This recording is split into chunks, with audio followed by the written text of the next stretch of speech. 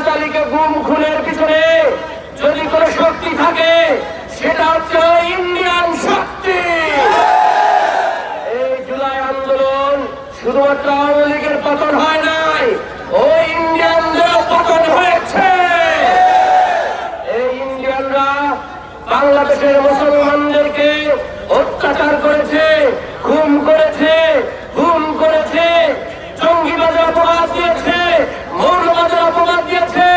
আমাদের তিস্তায় পানি দেয় না, কুশিয়ারায় পানি দেয় না, আমাদেরকে নানাভাবে তারা হয়রানি করে। সুতরাং ইলিয়াস আলী উত্তরসূরিরা জুলাই অভ্যুত্থানের পরে বাংলাদেশে নতুন করে কোন ইন্ডিয়ান ফেসিবাদ আর কায়েম হতে দেওয়া হবে না। আমরা আহ্বান জানাবো বিএনপির ভাইরা, আপনারা ইন্ডিয়ান ফাঁদে আর পড়লেন না, আওয়ামী লীগের ফাঁদে পড়লেন না। বাংলাদেশের পথে আছেন বেগম জিয়াউর রহমানের বাংলাদেশের যে আদর্শ, বাংলাদেশের মূল্যবোধ, মুসলমানদের সংস্কৃতির প্রতি সম্মান, সেই রাজনীতিতে আপনাদেরকে আসতে হবে। এইরকম মারামারি, কাটাকাটি, তরুণদের কথাকে আপনাদের শুনতে হবে।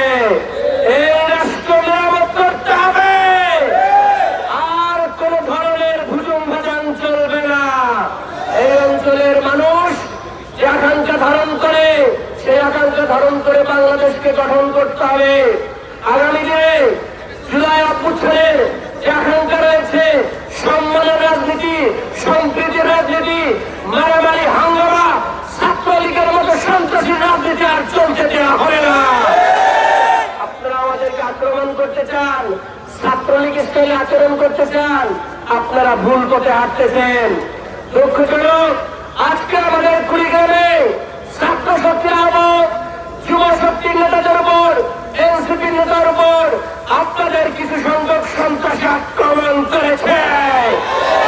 এদের কাজে আনতে হবে, বাংলার জনগণ সমুচিত জবাব দেবে। ভালো পথে আসুন, ভালো সংস্কৃতি তৈরি করুন, সম্মানের রাজনীতি করুন।